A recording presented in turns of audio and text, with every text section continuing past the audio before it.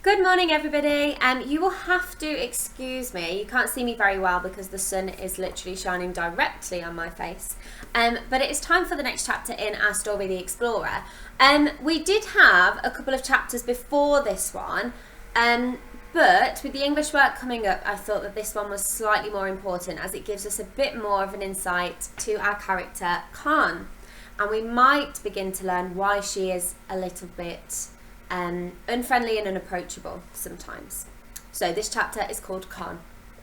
The next day was a Wednesday. Wednesday at school began with double geography. The most exciting thing that happened on Wednesday was biology with old Mr. Martin, who was liable to make unexpected noises at unexpected intervals. This Wednesday, Fred woke up to a rainforest thunderstorm and rain dripping through the roof of the den into his ear. Lila and Con were already awake, poring over the map, their heads almost touching. Max was snoring in a rain puddle, mud in his fringe and eyebrows, and Bacca's fur was soaked, slicked down against his bones. So just to fill you in, the chapter before that, they'd realised that there was honey in the jungle, so they've managed to locate some honey, which obviously is a really nice treat when you haven't eaten anything but bugs for a really long time. Lila laid her thumb on the X on the map. "It's got to be much closer than Manouche," she said. She turned and saw Fred was awake. "Fred, do you think the raft could get us there?" He moved to look, feeling his muscles creak under his skin. Both girls were shivering. It wasn't cold, but the damp of the day had got into their skin.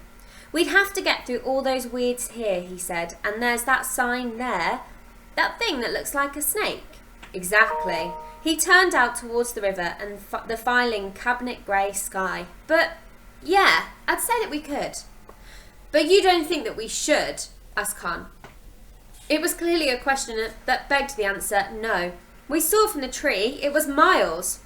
"We can't stay here forever," said Fred. He had never wanted anything as much as he wanted to launch the raft down the river to find the X. He needed to know what it was to be an explorer. There was another kind of hunger in his gut that had nothing to do with food. It was terror and possibility fused together with hope. "You've got to be joking." Con looked from Lila to Fred. "But we have a map," said Lila softly. "We would actually know where we're going this time." "But you don't know what's at the end of it." Con's skin was white and red in patches. "But it's got to be something, or there wouldn't be a map," said Fred. "But what if the X is supposed to mean never go here because there are things that will come for you in the dark?" "But what if the other option is stay here? I thought you wanted to leave." "I do want to leave. I hate it here," she spat. "I hate the mosquitoes and the ants and the bites and the endless hunger all the time. I just want to go home." Max jerked awake and began to whine, tugging at Lila's sleeve. She shook him off. "I want to go home too," said Lila. Her eyebrows were a tight, angry line across her forehead. "But it's no worse for you than for anyone else." "Yes, it is!" Con's face was contorted beyond recognition. "You don't understand. It's easier for you because you're used to it. You're from here." Lila's eyes widened. "I live in a city." Her voice was thin with shock. "We have a dining room with silver candlesticks. I do not live in the jungle." "But you're not feeling sick all the time." Con's jaw was clenched. "I wake up every morning feeling like I'm going to vomit." She thumped the wet ground and flecks of mud sprang up around her fist. "But so do I. I hate it here so much that I can't breathe. Do you think any of us like it?" "But you're not alone," Con burst out. "You've got Max." "Exactly. Yeah, exactly. He cries all the time, and if he dies, it's my fault." Max heard and let out a roar. Sobs shook his whole body. Fred caught his wrist and held it to stop him from running. "At least you know if you die here, there'll be someone who's bothered to care," Con yelled over the noise. "It's not my fault that nobody cares about you," spat Lila. "You don't know." "Stop it!" shouted Max. He ran at the two girls and kicked out at both of them, his shoes smacking the mud against their skin. "Stop it right now!" Lila's mouth shut with a snap. She turned to her brother and allowed him to climb in her arms. She rubbed his back, her eyes utterly exhausted. "Don't cry. It will make it worse." A tear was running down Con's cheek. Fred pulled a leaf from the wall of the shelter and handed it to her. She mopped her face with it. It didn't do much good. "I'm just so tired," she said, "and I'm so hungry, and I ache." Lila looked down at her hands. I didn't mean it, what I just said. There was silence. The rain thumped against the leaves over their heads. I have nightmares about my mama, said Lila. I dream that she's looking for me and I'm caught in a tree and I can't shout and I can't make her look up and see me. She hesitated. Do you dream about your parents? Fred dreamt of nothing else. His father was just out of earshot, just out of reach. While he struggled in the dark to touch him with his fingertips, he half nodded, carefully non-committal.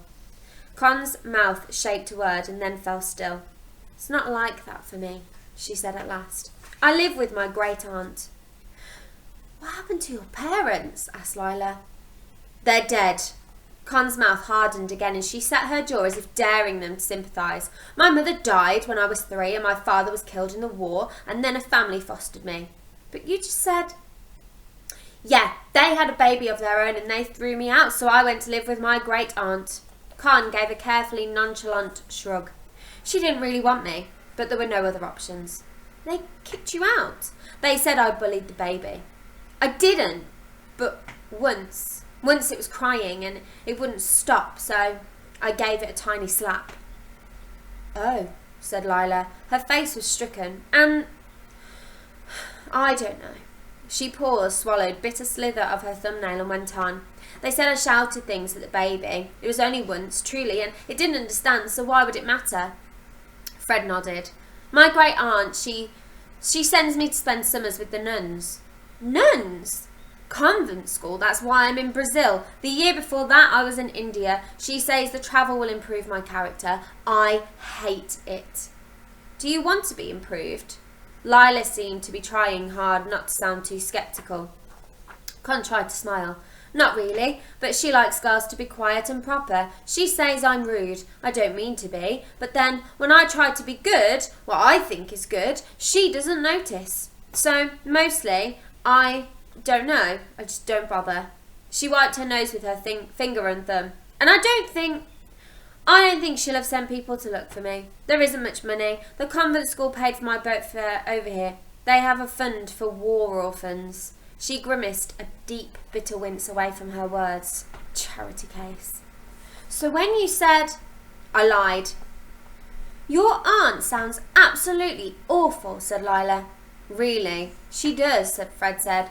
He wondered if he should punch Con in the arm the way the other boys did at school. He decided it might not be a punching occasion. She's just old, really. Con breathed in a deep, shuddering breath, as if she had expelled something weighty. She scrubbed at her eyes with a handful of her hair. I've never told anyone about my foster family, so please don't tell anyone. Who would we tell? Said Fred, looking at the green wall of the jungle around them. Lila unhooked Bacca's claws from her neck and settled him on Con's shoulder. Here, he might try to eat your ears, but he means it in a nice way. A tear ran down Con's cheek. Bacca licked it away. Fred looked at Con. Fred never hugged anybody. His father didn't believe in hugging. He said it was presumptuous and unhygienic, but Con looked so bony and so defeated. He made a fist and pushed it, softly, against Con's shoulder, rocking her sideways. Con waited longer than Fred had expected before she tensed up, with a half laugh, and shook him off. Okay, she said. Her breath was shaky. Fine, you win. We'll follow the map. Fred felt something fierce and hot ignite in his stomach. If we gather grubs and berries today, he said, we could be ready to go by tomorrow. Lila looked at Con's tense face. Tomorrow, she said. Con hunched her shoulders and bent her head. It was almost a nod. Okay, don't want to get you too excited for the next chapter, but the next chapter is called Smoke, and there is no smoke without fire. So tune in tomorrow, and I will see you very soon. Bye-bye.